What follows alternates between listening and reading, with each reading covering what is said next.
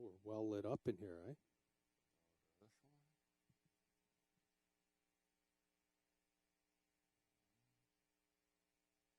All right. And channel content. And I think, if I'm not mistaken, yeah. Let me just close out of that. We're going. So that's it. We're on. Beauty. We are officially on Facebook and YouTube and Podbean eventually. This will be out. This one's gonna go out next Thursday, Doug. Okay, cool. So we're not live at the moment. We're live on the internet now for the people that are watching. All right. And it Hello out there. It really I don't know if there's anyone actually watching yet, but I don't even care. I take it back then. Yeah. Someone may eventually see this, Doug. I don't know. We're kind of just pissing in the wind right now. We're just blowing. Pete and Doug on there. Oh. Yeah. I turn it back to Judge Judy. Yeah. This would be like for people that are like tuning into this and they just see me and you in a shed in a backyard in the middle of nowhere, and this is their form of entertainment on a Thursday night. Yeah, they got a problem. This is more of a comment on them than it is us, Doug. That's right. But there's not anything else to do. Yeah, we're doing something. Yeah, at least we're doing something. Yeah. It's nice of you to take the drive all the way down to Pine Grove to come out and see us. Thanks for inviting me, bro. Yeah, it's cool. It's a lot to ask people to come all the way out this way. Thanks. Doug, I really I'm struggling with the way to start the show. I know that Kevin, the guy that usually runs our board, isn't here. He was no show at the last minute, so he's left me to do everything. Multitasking. And I'm kind of like just stalling. Right. Because, we'll open this show with some jokes. Okay. I can help you stall. Just to razzmatazz it, we're going to open the show with some jokes.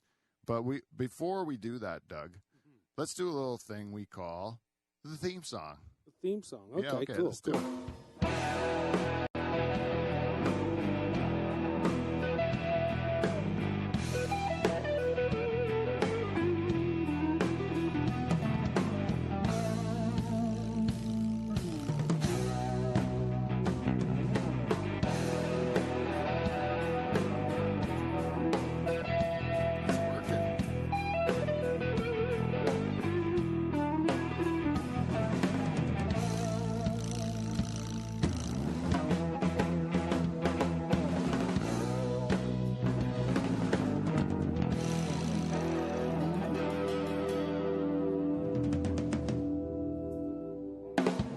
All right. Oh, wait. The audience should really clap us in. Don't you think that? I didn't know that many were here. Yeah, great. Yeah, it's a hot crowd here in Pine Grove. Hot crowd. They're slow today off the hop, but welcome everyone to the Dutch Hall. We're back in the pool shed here in Pine Grove for the funniest podcast ever in the history of the humanity in the world. Bar none. I don't think anyone can even argue it at this point in time. The Dutch Hall. Well, that's where we are. And we are here without, as I said, our regular Kevin Fingers Van Dungeon running the board. But we do have, as always, my trusty sidekick, the robot I made after my friend Dave. Ladies and gentlemen, a Robot Dave, everyone. Robot Dave. Thanks a lot, Pete. Oh, you're welcome, Dave. You're welcome. That's Robot Dave. And he doesn't have anything to really say this week, but you want to know what he does in barbershops? Do you want to know what the robot does in barbershops, Doug? What does he do? He goes... Honestly, what I do is I sit down in the barber chair, put some lubricant in there, pay the guy $26. Whoa. That's all he does? Yeah. Oh, I didn't even move his mouth that time. No, I was. Yeah. Okay. Oh, there it goes. See ya? His timing's off, but his timing's off, but he's saying it now. Yeah. Drain your nutsack, man. Anyways, that's Robot Dave, everyone. And Doug, do you mind saying 2 times when I say 2 times? Yeah. Okay. I'm the host of the show and 2 times President's Club Award winner, Pete Van Dyke. Pete Van Dyke, everyone. Come on, clap for me. Where is it? Audience. All right. Man, there's so many things to do, Doug. There's so many things to do when you're trying to do it all yourself. And ladies and gentlemen, our guest tonight, he is a stand-up comedian. He is a truck driver. And he is probably the most Canadian person I have ever met in my whole life. He's a Dutch Hall virgin from London, Ontario. Ladies and gentlemen, Doug Swales, everyone. Doug Swales. Thank you. Yeah, so this is your first time here in the hall. It is. And it's also your first time on a podcast, period. It is. And you have told me many times, because I've asked you, I've talked about you coming in when I've seen you at shows and stuff. Right. And you've explained to me you are not a podcast consumer whatsoever. You don't know anything about it. You don't. It's something that is just escaped you in your life. That's correct. I'm like a cable TV guy still. But like you're a trucker, right? Right. And a long distance trucker. Right. 15 years over the road, long hauler. Lately doing local, but yeah. Those are usually the guys that listen to like talk radio and podcast type stuff. Yeah, I got out of it a few years ago, the long haul, and I don't know, call it. Did you listen to music? Pardon? When you were driving, did you know what? I actually did listen to talk radio, but not satellite radio, just whatever I could happen to find, AM, FM, searching for whatever if people were talking. But I just didn't get into watching podcasts. You know? Yeah. It's along the same lines. It's basically just a whole bunch of people now, right, who have their own talk radio shows, but they don't have any bosses or make any money. In my case, at least. But we do have one Patreon subscriber. Oh, nice. Yeah, which is pretty fun. I'm not bragging, but we have one. And do we mention them a lot of times? Oh, yeah. It's our queen. It's our queen, Jen Husko, and she's our queen. If we get a second Patreon subscriber, they'll probably be like the Earl or the Duke, you know? Right. Yeah, like it. You can be royal. So for the right amount of money, I could be $5 a month. A Duke of the Dutch Hall. Duke of the Dutch Hall. Oh wow. Yeah, it could be Jen Husko is the queen of the Dutch Hall, and she's like, she can do it. We'll do whatever she says. Right. Yeah. Like she told us get the band back together, and now I really have to get the band back together. You know, like. So how much money to be like the king of the Dutch Hall? Well, I guess that's sort of $10 a month. $10 a month then. Yeah, $60. That's within reason. I think so. $120 a year, you can be the king. Yeah. If you have to give at least as much as the queen. Yeah. Right. We have listeners, believe it or not, for this show. Nice. We have actual people listening. Well, you did till they seen this. Yeah. Till this one's who's this guy?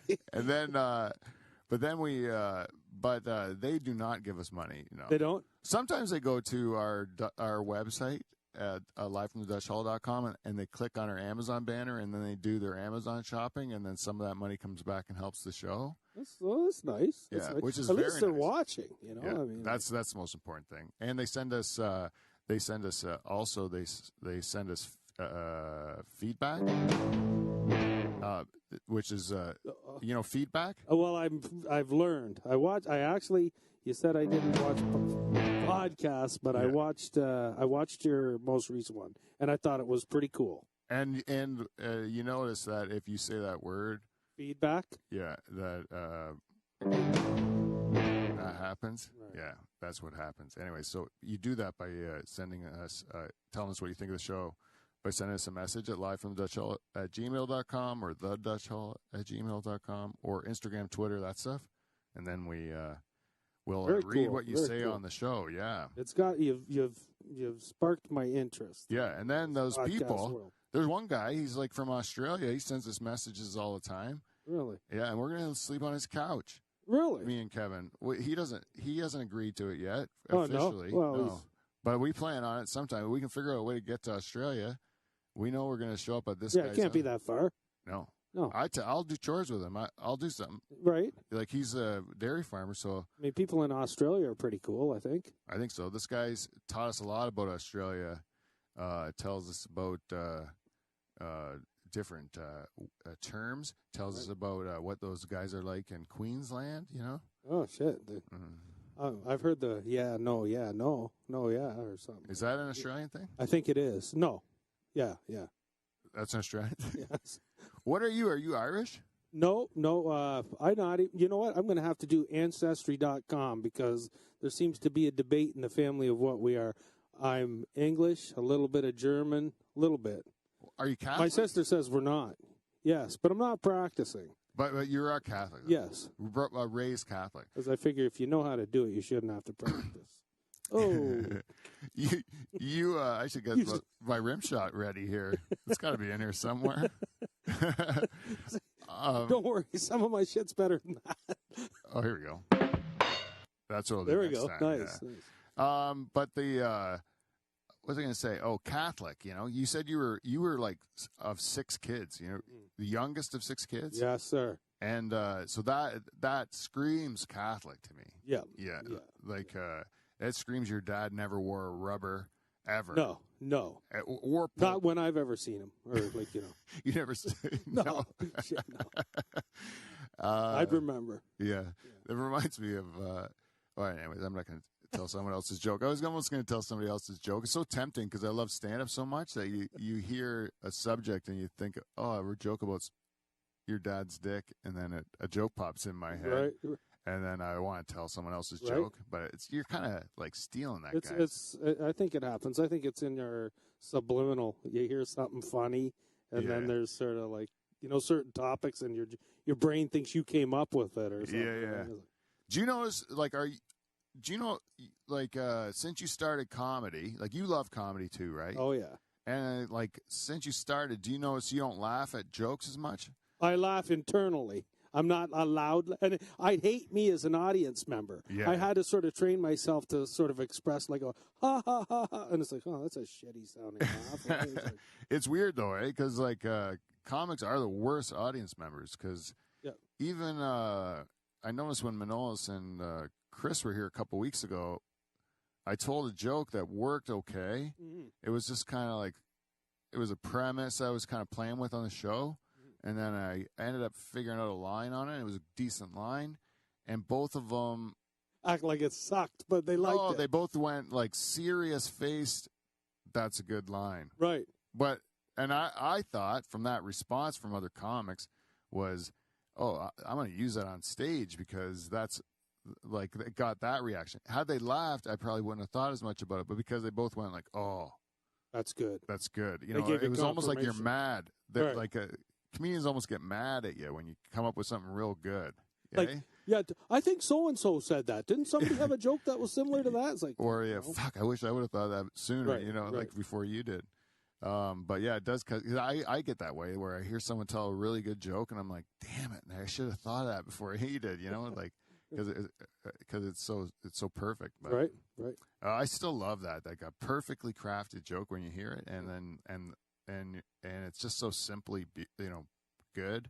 But have you ever thought of a joke? Like I've thought of a joke that I know I didn't hear and then I've heard it, and then when I had to go back through it and I really analyzed and thought about it, you think to yourself, well, maybe that joke was just very telegraphed, like, or you could see it that anybody would in the business. Yeah, you know what I mean? It was like you thought it was funny. It was great.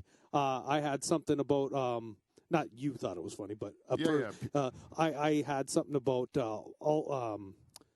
muscle memory. Yeah. And your muscles having Alzheimer's. Yeah. Or maybe that's taboo. I don't know, but that's And then I heard a comedian saying her ass had Alzheimer's, and I was like, what? Yeah. I was like, no, and then I thought about, muscle memory. It's like the common. Yeah, there's certain things where you're not really stealing, and the premise isn't off. Right. But then sometimes when the guy's got a unique take or a unique phrasing, that was the thing. Like, I've seen comics do it where there's like bits, and you're like, man, that analogy sounds familiar, and then someone else will say, yeah, that's Patrice, or like that's that's Bill Burr or Because whatever. and the thing is, and you'll hear that comic like at an open mic. He's been telling that joke for like months, you know. and you know that it's come from somewhere else. Yeah, yeah, I've done, and you don't want to say because then you're going to get like you want to say. Then some people I will, and some people think, screw it. Just it's one joke. They're sliding in there that right. Yeah, they might quit in 2 weeks. You know, right. That's the thing. It's like I'm not going to be policing all of these guys. You know, that's right. But it does. You do see it, and sometimes it's on purpose, and most of the time, I think it's just by accident. You know, it just slips in. Right. Your subconscious. I hope I don't do it though. That's my worst fear. Is that you get called out and not knowingly have done it to begin with. Right? Well, I would never do it on purpose. So like it would always be like horrifying if I did it. And you hear so much shit every day, and how do you know where your thoughts come from? Right? I mean, you like to think they're original, and probably a majority are, or hopefully. But who's to say something didn't? From your. You know what I got told one time because I'm from like the sticks, right? Mm-hmm. So I got told one time that be careful when you're on shows with some Toronto comics because they know you don't do. If they know, I don't think they will. They're great people. All that if there's anyone. But they'll say if they know you don't do shows in Toronto very regularly, they'll just like it's open season on your shit. Pete, that's why I always give B grade stuff because no one's ever, that you prevent. You go out there and give them the worst, and no one will steal your shit. That's right. That's it's a good strategy. You don't get booked much, but you just no one will steal it.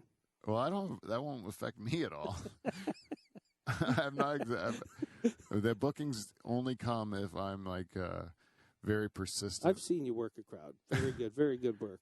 Good jobs. Yeah, but it's hard getting booked. You got to like really hustle. Yeah, like you got to really like be in, like make people remember you. Right. It's kind of like the worst part about stand up is trying to get yourself booked, don't you think? Yes. Because you got to be like a salesman, and that's what we wanted to get into comedy, so we didn't have to be salesmen anymore, you know?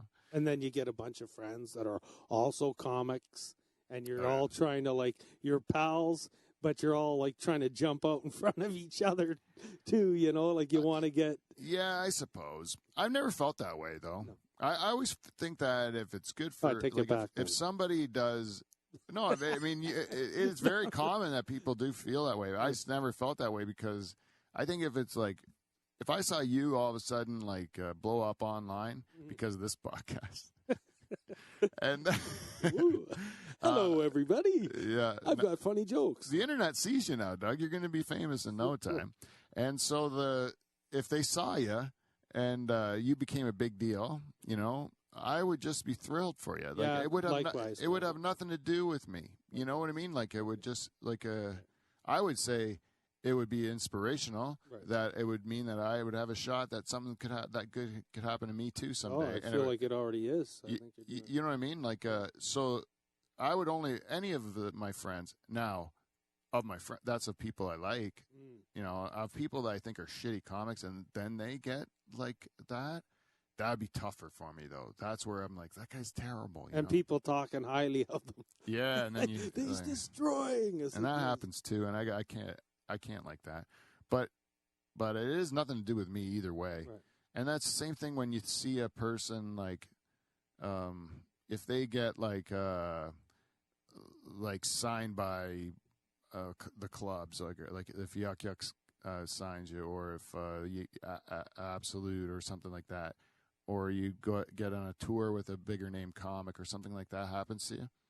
I mean, that's one way that things can happen for you. And then there's also a million other different ways, Right. You can do it through finding your own people, through a podcast like this. You can do it through just getting on the road and hustling. You can do it through booking your own shows with local community groups or corporate things. I've been doing a little bit of that. I mean, there's a million different ways to make this work. Right. And that's what kind of makes it hard too, because there's not like one path where you say like, hey, I can go and train on and achieve this level of a designation where I'm a level 2 comic now. Right, and you right. I totally agree with you, because like when you were saying about the media, like one thing is I don't have social media much of a presence. I have Facebook, Instagram, that I'm not even sure of what the hell I'm doing there. Yeah. So I haven't really. I know that has to take a bigger role for me. Yeah, But right now too. I've been just working on my live performances, trying to give a good show, doing open mics and doing what I can, right? Yeah. Just so you have something, right? That's right. And I have a younger nephew, and he's like, you need to have everybody know, and you. It's like, whoa. I want to have the product before I. Yeah. And it's coming along. There's something to be said about that too, right. Doug. I was in the same boat, and I am still in that boat where I am not willing to press the gas on a few things yet, because right. I want to make sure that when I do, I'm able to fall through that right at the level that I want to do it, which is at high level, Well, and so I don't want to sit around, try to go do everything right away, and I suck, and then I get a reputation for sucking. I want to make sure that when I'm doing it, people exactly. But you do well, and you probably do the same thing that I get told by supporters of mine, that you're no matter how long you do it, you wish you've been doing it this long, you wish you've done this much more.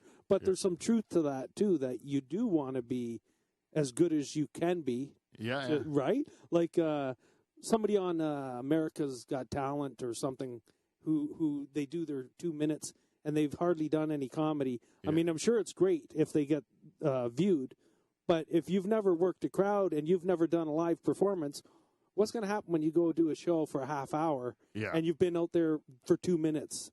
And it's great that you did it. Yeah. And, maybe I don't know. Maybe I don't know. But it's true, though. It's true, though. I mean, there's lots of comics in L.A. Who get 3 minutes a spot, right. And they go up, and sure, their 3 minutes that they get is like really tight jokes, because they've had to take, right. especially if you come from a small town to move to L.A. Right. Like if we moved to L.A., we'd have to take our 7 minutes we're used to doing on an open mic and try to make it into 3, right? Right. And then so it would tighten your jokes up. You wouldn't waste any time. You just go set up punch. You wouldn't take like 3 minutes just to clear your throat or shit, dude. Yeah. Boom, boom, boom. But one-liners. But it's not making you it's making you prepared to do a TV spot or something, but it's not making you prepared to headline a show or to really run or entertain an audience for a long period of time, which that's what I want to do. Well, yeah. Well, there was a YouTube comedian, like he did the comedy on YouTube. Yeah. And he did well. I mean, he made money, if that's your end game, but he which I mean, who doesn't like money? But he was on I think Jimmy Kimmel, right? And he did the live, and it did not go well at all, because he's never, like, you went up there and he tried. It sounded like he was trying to pretend, or he was pretending to be a comic, like of somebody that and it was a train wreck. Yeah, I've seen guys like that. There used to be guys that I did comedy with that like had huge YouTube followings. And then they would come do stand-up and just stink, And then, but you'd watch their online stuff. Like I would go watch their online stuff, think like, and it's a different medium altogether. And was it live, their online stuff, or was where they do cuts. Retakes until they got it the way they wanted it? Ooh, shit! This one, no, I got to do it over. I got to launch this one. It's more about editing. It's more about like they do set up punchline, quick cut to set up punchline, quick cut, and it's that pacing is people. That's younger people, especially. That's what they're used to seeing. It's the way they're used to consuming it. And then, so online, that's how you want to see it. But at a comedy club, you don't want to see it like that. It's choppy and it just doesn't translate. Right. There's something doesn't translate because they stunk. And most of them just would quit and keep doing with their YouTube stuff because it's great, because that's working for them, Why wouldn't you keep doing it, But I don't understand that shit, man. I wish I did.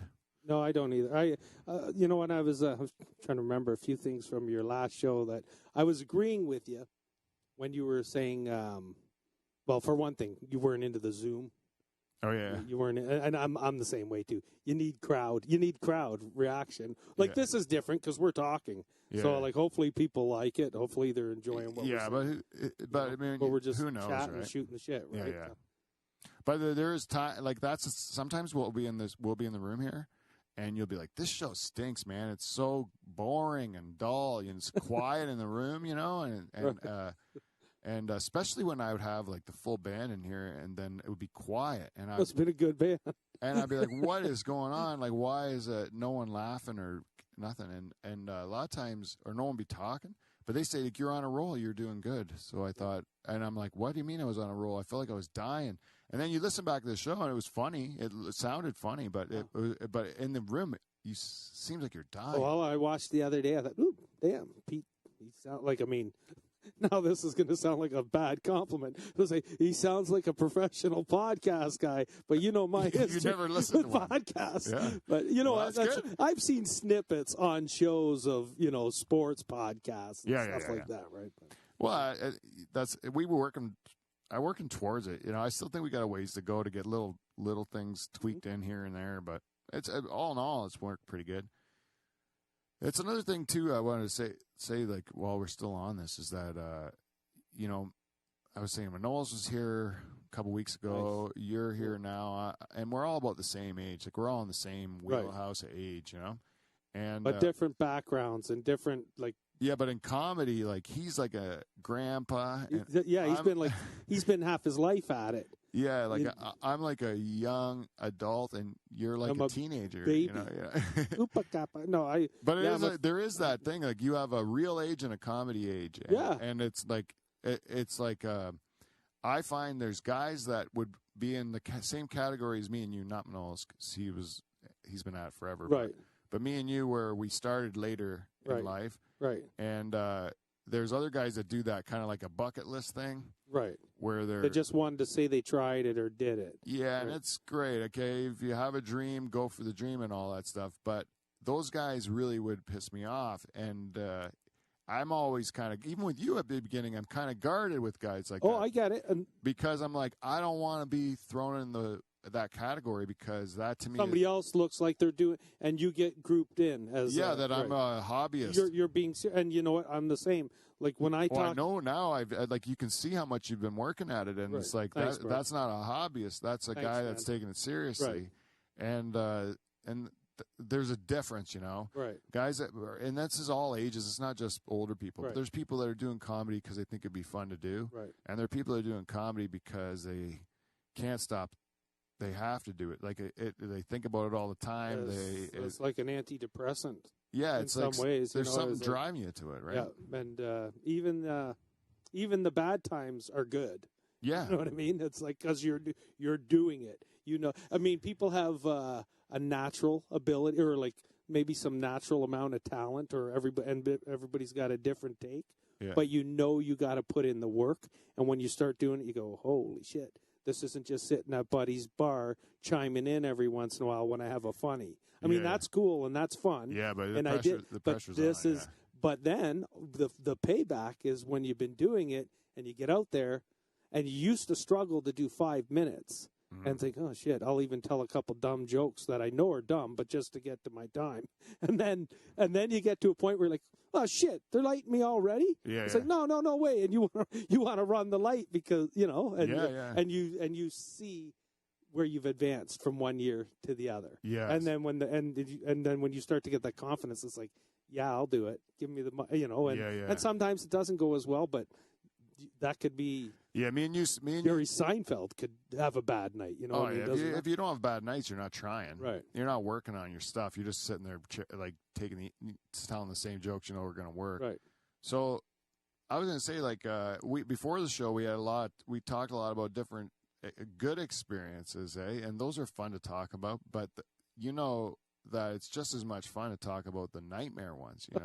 And that's when you're going through them, they're terrible. Oh, yeah. But after you've gone through it, like you want to tell that story as many times as you can because it's like it's a badge of honor, and you're not going to make those same mistakes That's again, right? You told some dumb jokes that were very Like, I mean, I'm not Yeah. saying there's anything wrong with puns. I'm just picking an example. But you Yeah. had a real punny, dumb idea, and you put it out there. You thought it was funny, and you're like, what the hell was I thinking? Yeah, I'm yeah. not going to, I'm not doing that stupid shit Oh, or yeah. anything remotely close to that, right? Oh, man. But it is about taking chances, too. Yeah. So and sometimes if you have something that's good and you go into like that, I want to say that next octave, but when you have them Yeah. laughing and you sometimes on the fly, you come up with something and you add it to the joke Yeah. and it goes over well, then now that's hopefully a keeper if you Yeah. can, Yeah. if you can deliver it Yeah. the same way like you've never done it before, though, right? Then it's Yeah, like, yeah. okay, cool. I mean, Yeah, that's the thing. I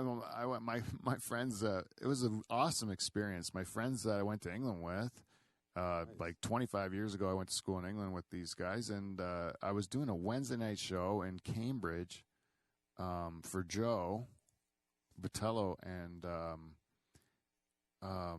they all showed up. Like a group of these people showed up. Like some from like in England.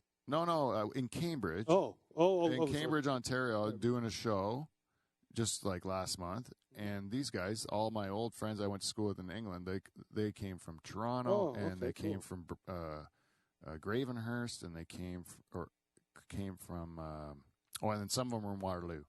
And so they all came to my show anyways. And then afterwards, they all enjoyed the show. They all laughed during the performance. Like, they all really enjoyed it. Then they come afterwards. We're at my friend's house, and they're saying how both my kids, my one kid's in music and my other kid's in art school, and they're going, "How come you have such talented kids? They must take after Jane, you know."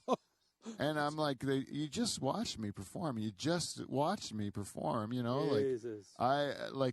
You watch my art or my craft, you know, and then you say, where do your kids get their talent from? And I say that to them. I'm like, what do you mean? Like, you just watched me. Like, why you give? Were they being funny or being? No, they said to me afterwards. My friend clarified. She said, "Pete, you were just being you. You were just doing what you do up there on stage." And I'm like, you know how many years I had to work to make it seem like I wasn't doing that on purpose? That's what you're supposed to be. Is you when you go up there in the beginning trying to be somebody you're not, the people see right through it. Right? And you, I think if they would have seen me at the beginning, they would have said, "What are you doing? Why don't you just be like you are? Be funny, be you. Yeah, be the funny of that." But at the beginning, you think about it so much that it's so hard to be like that, you know. I know friends and family. Some are very supportive, and some are supportive even when they don't seem to be. Yeah, that was a compliment, believe it or not. Like that they said they couldn't even see the craft in it. That it was just your natural. You did well. But that's just you, and people loved it. Yeah, but those were all jokes I told a billion times. Everything they heard were things I told hundreds of times, and they thought I was just saying it off the top of my head. That's the skill. Which is the skill is making it seem like that, but it's totally not the truth. It's a lie. You know? And you know what? I hope this doesn't, like you and I, and your guests too, because they know what you're about and comedy and everything else. But we can go on and have these conversations. If I have like certain family members or friends, and you go to start talking about your comedy, like there'll be putting the chain on the door. Dude, that's our queen, Jen Husko, has also mentioned at times that we can get a little bit too much shop talk about comedy. And it's not interesting to non-comedians. And then there's other people who are like, talk about your bombs more because that's really interesting. So it depends. Like, certain people are comedy fans and they understand it. Right. Certain people just appreciate the passion that you have for it. And then certain people say a little bit too much about work. Like, if don't talk about your job so much. But what's anything? My family, they were hunters. I didn't partake in hunting, but some of my siblings and my dad were hunters. Yeah, and they would do that. They'd talk hunting. You know, it's like, oh, dude, it's like it'd make you feel like you want to get a gun, but it wasn't to hunt animals. Yeah. I'll tell you, man. When I was a kid, my parents would have these card parties, right? And the men would be in one room playing poker, and the women would be in the other room, mostly just talking about the men. And so I'd go same old story. Right? As a kid, I'd play with my toys or something on the ground while they played cards or whatever. Eventually, fall asleep underneath one of the tables, right? Right.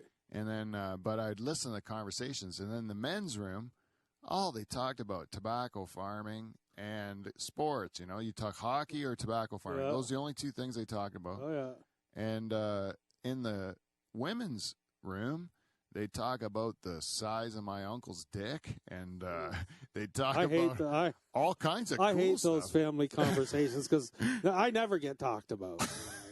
No, but you know, it was more interesting. The women's conversations were way more interesting. Oh, yeah.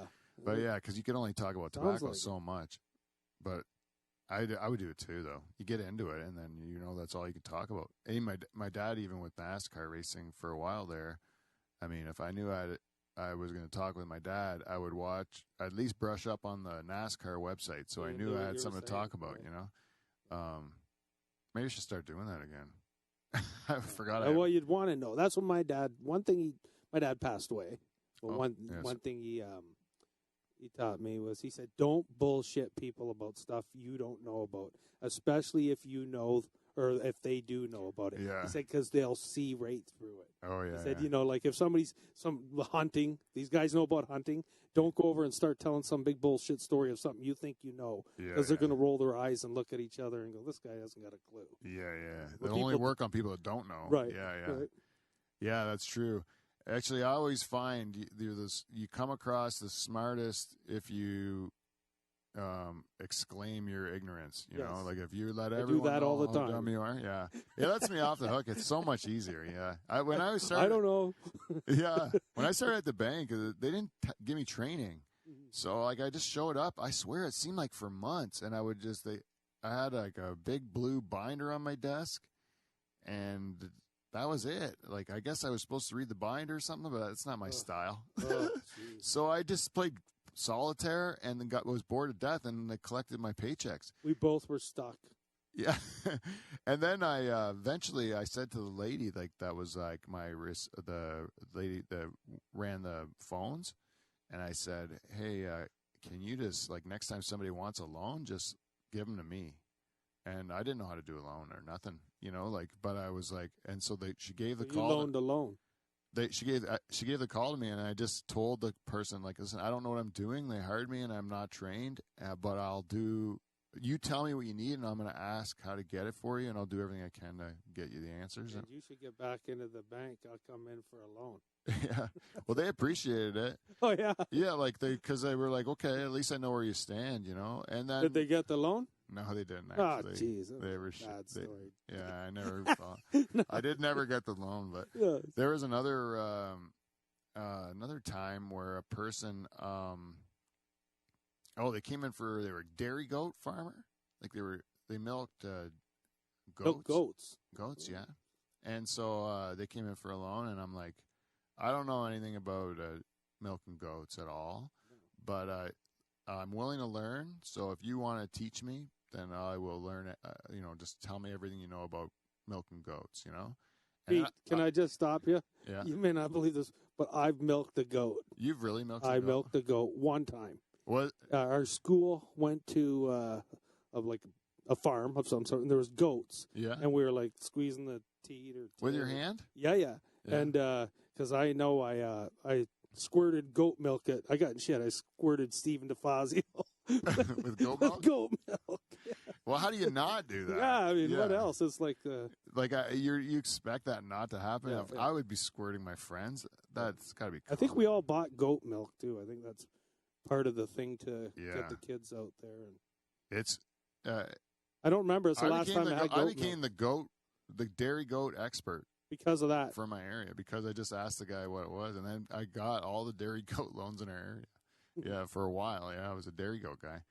Anyways, yeah, goat. Sorry, I didn't mean to, but when you were into goat milk, you know what? I milked a goat. Well, yeah, that is something to brag about. Yeah. You know that goats, when you go into a barn full of goats, they'll like all come running to you like dogs. You know, when you open it up, they're like pets. And then a lot of times they're like escape artists. They know how to get out of the pens and stuff. Like certain ones are real mischievous. Right. I know. I mean, I know if you got the feed. This was probably before the milking story. I'm surprised I had the balls to milk the goat because I had the feed at the Cedar Point. Yeah. And the goat jumped up and It gave me a boot or a head bun or whatever. Yeah. Rammed you? Yeah, he rammed me. I got rammed by a goat. You got rammed by a goat? Was I close enough to that originally? Or? Yeah, you're all good. Yeah, good. Goat. You ever been to like Marineland? No, I'm not very good with a goat. I'm not going to trust a whale, Pete. Yeah. Well, they have. No, I never been, but I would go. They have deer there. Oh, well, I've seen deer. Yeah, they have, but the deer in Marineland are special. Oh, because the deer at Marineland are like horribly diseased. Oh, geez. Yeah, like they have like huge, like COVID, huge big like lumps all over them, and they look horrible. They look like the worst deer you've ever seen in your life. And you go into this courtyard thing, like it's like a big courtyard thing, and it's full of fucking deer. These diseased-looking deer that half of them are just lying in the dirt and got fucked by a dolphin. No, they didn't get fucked by the dolphin, but it was the first.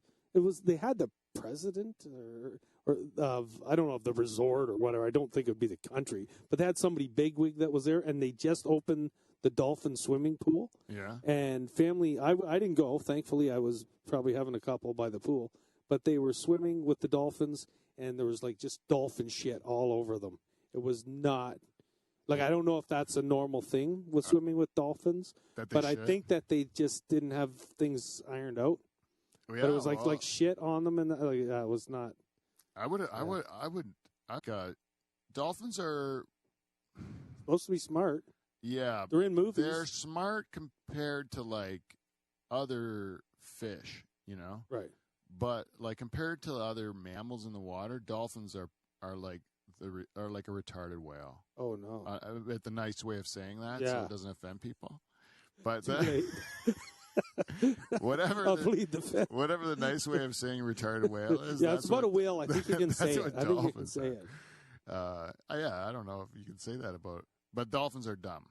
That's what I'm saying. You think? Yeah, compared to a whale, that's what I'm saying. They would whales are way smarter. That's what I'd say. A manatee, you put that manatee in the mix with a whale and a dolphin. Which one wins the spelling bee? Whale's going to win. Right. But the manatee and the dolphin, I think the manatee's even dumber than the dolphin. Because all they do is lie there and get run over by boats. But how about a seal? Seal, now you're talking. A seal's probably smarter than a manatee. I think it is. Now, is it smarter than a dolphin? A seal broke out like you said, had I been to Marineland, I hadn't. But in London, there's Storybook Gardens. Oh, and I don't know if you remember this, but many years ago, Slippery the seal, busted out of Storybook Gardens, got down into the river, Thames River, and swam his ass all the way down to St. Louis. No way! Yeah. A seal escaped and swam down a river to St. Louis? They found him in St. Louis. He was I think his words, he quoted Bugs Bunny. He says, "See you in St. Louis, screwy." I don't know, but he swam to. That is unbelievable. Yeah, it's pretty cool. That's a great story. How the fuck did he know how to get to St. Louis? He just got. How do you get out? Well, I mean, I can't say that was his destination, but ain't no manatee ever done that. I'll tell you that. And seal wins. Swim to St. Louis. Walrus too is pretty smart. Walrus. Some people don't believe me. They can. I don't know. Maybe that was before Google would even have that story, but fact check that. I don't know. That's true. You can ask my mother. I think about one time. This is a different story, but one time I was working in Stratford, right? And I would go for lunch sometimes, just to go down to the river there that they got by the theaters and stuff. Right. I would just eat my lunch down by the river, just so I could pretend I wasn't at work. And then one time I was doing that, and there's a fucking elephant in the river having a bath. A huge elephant. Are you setting this up here? Or is no, this for real? That really happened. That's in Stratford? In Stratford. The circus was in town, and they wanted... They put them in the river? They wanted to cool the elephants off, and they went and took them to the river for a swim, and the elephants were in there. The swans were going crazy. Yeah, well... They don't see that every day. No shit. Yeah. A huge elephant. I swear to God, because you're not expecting that. You go to lunch, you see swans, you see geese, you see, but you don't expect to see a goddamn elephant in a river, but I did. You rarely see it. Yeah, I did. But that's a real true story. You see weird stuff in Stratford. It's a weird mix, eh? A beautiful city, though. Beautiful little. Yeah. Theater and hog farmers, you know. It's a theater crowd and hog farmers. Right. That's the mix in Stratford. Right. It's quite compatible. Yeah. But pigs and it works somehow. Right? Yeah. Well, you got to have the audience. Yeah. The hog farmers come home and say, "Oh shit, let's go watch some check Shakespeare." Yeah. Shakespeare didn't write enough good hog plays. If he did, I think that they would really be able to fill that theater in Stratford. You could do Charlotte's Web. No, there's a good one. That's a good hog. That one have you crying story. At the end of it. Oh, that real God one. Damn it! Jeez. That's some pig. And those cows and that farting and carrying on. The live version one of. What? Should I be admitting to this? You've watched a live Charlotte's Web? Oh yeah, not farting? Cartoon. Like they were. I might be. You know what? I might be getting mixed up with Babe too. There was Babe. Oh yes, Babe. Yeah. I don't have kids, but I got a lot of nieces and nephews. Yeah. And so you've been... I got to watch this shit before they see it. So you're like the cool uncle? I like to think so. Some of them probably think not, but and because you're the youngest too, do you have nieces and nephews that are old? I've got them all ages, and I'm into the great nieces and nephews. Oh, really? Yeah, like I mean, when I was long haul trucking, I'd take my nephew and niece with me on the road. Oh, really? Yeah, it was pretty cool. Yeah, that is cool. Do you still have a relationship with all your brothers and sisters? Oh yeah. That's cool. Yeah. And that's not some people can say anymore. I mean, things in life go like this, but you know where you are. Family's still family. Yeah, and that's the thing. That's like, I don't know, and I don't want to say it's about a whole country, but in the U.S., I don't find they have like they go back home for like Christmas and 4th of July, and something like 4th of July is a big deal. Yeah, but it's just like these occasions that they go see their family, and then the rest of the see year, you later, it's like have your good life. Or some people not, but yeah, but it seems like go more over here and that's here. more natural, that where you grow up is rarely where your kids will end up and stuff. And I'm afraid we're going that way here too, Right. But I mean, everywhere else in the world, it was. Like everybody lived together in the same house. Like, I mean, Yeah, you at least kept... You knew your cousins and stuff. Like now, like I know my cousins, so I get connected again on Facebook. And when we were kids, we were tighter. Yeah. But like an Italian family, your cousins, sometimes it's end up being your wife, or... Well, Dutch families, too, were right, really... so like, I have 29 first cousins on the Dutch side, on my dad's side. And we know... Like we're all friends, like right. we're all That's friends. Good. And it really is cool. Yeah, it is good. And we talk about that all. Even my aunts and uncles and stuff like that, they're super cool. Like I have the best times with my family. Like it's I've had some good aunts too, good aunts and uncles. Yeah, no, for real. Like I mean, you think of your childhood and the stuff like that's part of who you are. Yeah. Right, yeah. And I think when you have that, like sort of support, like from a huge family. I think that's what makes you. I think that's what makes you okay to be yourself.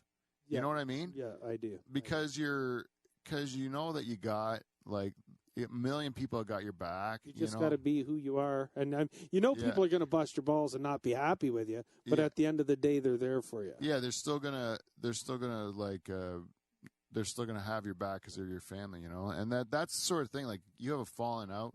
Like me and my one cousin, we had it was my fault, but we had I've had many of those my faults. Yeah, but we had like a physical altercation. Yeah, jeez. And this was like not that long ago, maybe 2 years ago or something. Like, oh, I'm glad you said years. I said 2 weeks ago. Oh shit! Yeah. Am I safe in here? It was just before the pandemic, and it was like it was and I regret it. Like we both regretted it immediately, but it was like heated at the time, but there's no hard feelings even for a second. It was just like brothers. Brings you closer, actually, because you hope it don't happen again, right? Yeah, we just never want. As long as they shut the hell. Yeah, we just feel bad about it. We don't. Yeah, you say, "Oh man, why did we get so stupid?" Right? Yeah. Like, oh damn, I've done that. And that's how it was when we were growing up too. Like my brother and me, or my sisters and me, like we would say terrible things to one another and be mean and awful. Oh yeah. But then 2 minutes later, it's over. Watching a television show together. Yeah, you just forget about it. Just Right. move on, you know, like it was nothing. Till next week. Yeah, yeah, and then when you're mad again, but it was like nothing that you like. You never put into question like where you stood. No. You know, you still knew. Okay. But you knew it's easy to get mad at people you love and you're close to because you know they're going to be there. They're going to, you know, and it's, maybe you shouldn't, but it's just, you know. Yeah. Just the way it is, it seems. Yeah, like, but what about, like, that's where spouses would be different. Yeah, well, that's because they seem like family, but they can still leave. they do seem like family. Yeah, but they can still leave, so they can still tell you, like, no, I'm not going to forgive you. Right. No, it's harder. But anyways, luckily we don't do that stuff anymore. I'm so lucky though. Like to have a family like that is like super. It's lucky. nice to hear people talk highly about and good about their family. Yeah. I've always, you know what, to tell you the truth, as a kid, and that I actually in school, because of my big brothers and all that, some kids would say, "Ooh, Doug Swales and his big brothers," you know, like because you almost bragged about your family. It was fun to be part of, but it was chaotic too. But I mean, it's man. That's the thing too. It's like my cousin lives right next door. One of my cousins, and she has 4 kids. And I was over there talking, and her husband's like, "Oh, I'm sorry, Pete. My kids are, you know, like because their kids are just like bouncing off the walls, and there's crying, and there's fighting, and there's all this stuff because they're all so young." And he's like, "I'm so sorry. My house is a zoo." And I'm like, "What? I don't even notice. Like this is what I grew up with. Like there was always babies, and there was always like children everywhere, and chaos, and that's how I grew up. You just kind of think of it as I like it. It's like now I'm in a big, huge, empty house by myself. Oh wow! Like sitting there, like listening to the clock tick, and this last couple of years has made everything feel 100 times worse. Like I mean, we all think we're just losing it, and we probably are. And then you talk to everybody else, and I don't want to get like all pandemic talking, but it's true. It's just like I mean, it's tough, man. Even and then when you have a family and kids and stuff like that, and I don't care what age you are at, when you have to give up 2 years of your life not doing the stuff you want to do, it sucks. And then when you're young, it's even worse because you're giving up those like really like precious years, you know. Well, and guys like us, like I mean, I'm a few months older than you. But, you know, getting at things a little later than we wanted or than I wanted anyhow, it's like, shit, you didn't want anything to delay it even more. Exactly, now, dude, yeah. At least in this whole mess, there kept being little breaks, and I would take advantage like crazy. Yeah. Like, it's weird because I went like a lifetime of not doing what I wanted to do. Yeah. And then once I decided, though, it's going to happen, you're just going to town. Yeah. And then, but during the pandemic, they'd open up for a few months. They'd say 10 people could be in a room. I mean, you know, safely and everything or whatever. We'd be performing to those 10 or doing whatever we could just to keep doing it. You know, so it kind of it was like having a recess from the bullshit. Yeah. I at first it was nice to have the break from it. And for a little bit, and then it wasn't, and then now every time you have to take a break from it, it just feels like depression. You're losing all your momentum again, and you're forced to start from scratch. And you can't you can't get them. Like I mean, you know, you can come up with stuff, but when there's nothing to do it for, what would like? I mean, how much new stuff do you want that you can't even try to prove it when there's nobody there to get feedback? Yeah, you're right. What do you want? An hour worth of. Oh, did I? Yeah. Yeah, you said it, and I didn't have the thing right. Yeah. Damn, sorry. I didn't. That's all right. My fault. We'll get it late. Ready? Yeah. There we go. Oh, yeah. That was really worth waiting for. Yeah, there we go. I just didn't want to let that one pass. But we had, it's true, because you sit there and you write a good, like when I write something good and I'm so excited to go and tell it, see if it's only good in my head, or if it's really good. Right. And then once you have a month pass where you can't tell it, what are you going to do with like an hour worth of shit and try to remember it? Yeah, and then I don't know. It's tough, man. But once they say, "Oh, it's going to open in 2 weeks," then I can start coming up with stuff for like 2 days before. Yeah. Well, it's true though. Like Sorry, Doug. I'm so tired because I've been. Sorry, I'm not gonna get into it. I'm sorry. It's not you. No it's worries. not you. It's me. I'm just yawning. You have narcolepsy. Or... Yeah, but anyways, what was I gonna say?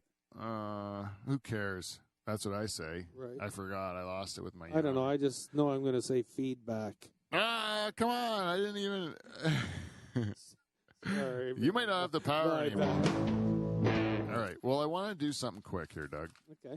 I'm going to do this because I said at the beginning of this show, and I noticed that I've been doing this, is I say things at the beginning of the show that I'm going to do, and then I don't do them. Okay. You know? And so this time I actually said I was going to tell jokes, so I have to tell these jokes. Yeah, go ahead. Knock yourself out. Okay? These are based, I ripped some, the other day, I ripped some news stories from the headlines, and here we go. Yeah, this was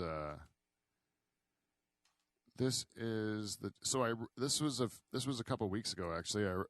So on January 9th, I ripped these from the headlines, these stories from the headlines from the news, cool. And I have some jokes, and I have different punchlines too, so I can try the different punchlines. You tell me which ones you like. Okay. All right. This is the first joke.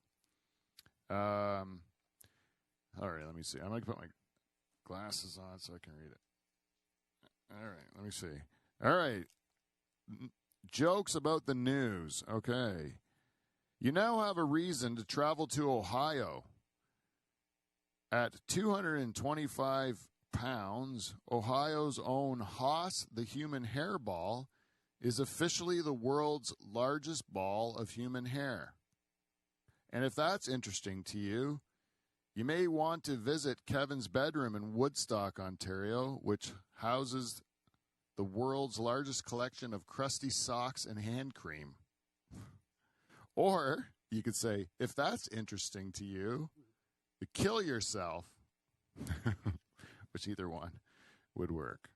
The next joke. I'll say the crusty socks. Okay, cool. It would help better if Kevin was here because we'd be making fun of Kevin to his face. But the trend towards more meatless options continue, with KFC offering plant-based nuggets in the UK, and Burger King will start selling vegan nuggets as well. In a statement to the press, the head of fast food stated, "As the needs of our customers change and evolve, all of us at Big Fast Food promise to find a way to find the cheapest stuff that makes you happy, make it into salty slime, form it, and deep fry it, and sell it back to you for huge profit at the expense of your health." Wait, that was a long, and that's a boo. I'm going to give that one a boo. Wait, let me see. I don't know. It's making me. I don't know why it's making me. That was a boo. Metaverse. You ever heard about the metaverse? You know the metaverse? Is that to do with It's Facebook. Yeah, I think I just did. Yeah, this is the Facebook's new universe. They call it the metaverse. Oh shit! And they try to do 2 virtual reality concerts on the metaverse, and these. So it says Meta's star-studded virtual reality concerts were busts, with 2 drawing less than 1 million viewers. In comparison, Travis Scott's 2020 concerts drew 50 million viewers on Fortnite, on a game platform, right? So this is signaling a rocky start for Mark Zuckerberg's vision for his VR universe. And some are saying that this may be the first major failure for the 37-year-old magnate. Let me be the first to say, no one wants you to succeed. You are creepy, and everyone in your metaverse looks creepy like you. Everyone around you is afraid to tell you the truth because they've built you up as a superhuman when you're really just a narcissistic, autistic weirdo. But the rest of us think, what? Oh, anyways. Don't hold back on your feelings. Just shoot straight. That was more of a comment than a joke, really. Let me see. This is good. I'm writing jokes at bombs. What? I'm still stuck in like. Okay, this is a better story. Oh, yeah. This is a new story you got to hear. Okay. There is a Tennessee state rep by the name of Jeremy Faison. Jeremy Faison. He apologized after attempting to pull down a referee's pants at his son's high school basketball game. Apparently, an enraged Faison charged down the stands to confront the referee after he disputed the referee's call or decision to give both teams technical fouls after a scuffle for a loose ball. After challenging the referee to a fight, he was told to leave the building when the representative proceeded to pants the game official. It's easy to see how this guy's charm and demeanor would make him an easy electable choice for Congress. Let me be the first to say it. This guy might have what it takes to be president. Faison 2024. That's what I say. Yeah. Yeah. Anyways, that was okay. Your Samsung is about to get non-fungible. In 2022, the company will include an NFT marketplace aggregator on its TVs. Also in 2022, I will continue not to know what the hell an NFT aggregator is. Anyways, that's You took the words out of my mouth. yeah. Anyway, that's jokes for this week. Nice. So, Doug, Yes. we have one more thing I'd like to do with you. Oh, wow. Jeez. And you do some impressions that make me laugh. Oh, cool. Yeah, I do a few. And I lost my paper. I think I just got to say, what's my line? Your line might be William Wallace is 7 feet tall, but pretend everybody else didn't hear that. All right. I don't need it. I can say that. So what you do an impression that makes me laugh sometimes, and I thought of a way, because there's been a lot of great movies in history, and one of the greatest iconic scenes in history is Mel Gibson in Braveheart, Right. playing William Wallace, when he tries to get all the Scottish soldiers motivated to go fight the English, and he does that iconic speech with his face painted half blue. And I always watch that scene, and I think, Mel Gibson's a good actor and everything, Damn good. but I would prefer to see in that role All right. Bubbles. Bubbles From the Trailer Park Boy. Yeah, that would be interesting. And so I've printed out a bit of the script from that. Wow. Okay. From that movie, and I have to do one line, which is, what's my line again? Your line is William Wallace is 7 feet tall. Okay, so I'm putting you on the spot to do an impression. I will also do an impression for my line.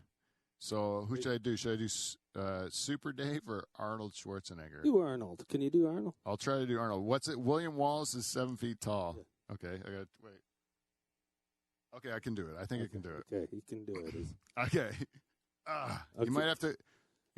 So am I coming in on this from the top where you've got written down here? It starts out with you, right? Yes. Is that it? Yes. Okay, so just to set it up again. Okay, you set it up again. Yeah. Okay, so this is Bubbles cast, Bubbles from the Trailer Park Boys cast in the role of William Wallace in the movie Braveheart, with a cameo role from Arnold Schwarzenegger. Go ahead. Ready to rock? Yeah. Okay. Action. Sons of Scotland, I am William Wallace. Wait, Arnold, right? William Wallace is 7 feet tall. Yeah. Wait.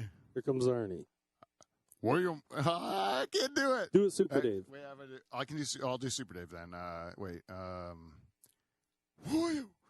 William Wallace is 7 feet tall. Yeah, I've heard that. Kills men by the hundreds and shoots lightning bolts from his arsehole. Can you just give us, and then just to close, can you give us the big iconic line? They may take our lives, but they'll never take our freedoms, for cripes' sakes. Perfect. I don't know why they didn't do it. Thank you very much for coming in, Doug. Yeah, my pleasure, bro. It was very nice to have you. Ladies and gentlemen, if you stuck to the end, you're one of our favorites. Tell a friend to do the same. You can, as always, send us a little piece of feedback at at thedutchhall@gmail.com or Facebook, Twitter, Instagram, any of that stuff. Thank you to anyone that's done that. And until next week, we will see you, NT. See you next Thursday. Thanks again, Doug. Thanks, guys. Thanks for having me.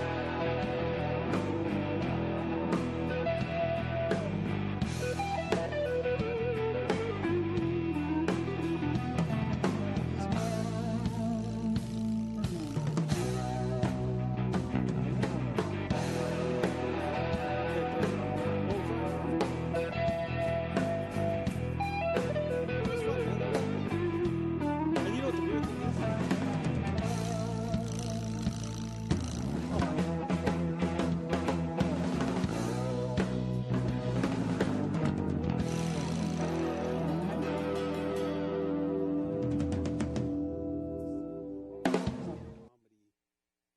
Oh, yeah. You know what I mean? It was like Comedy Central.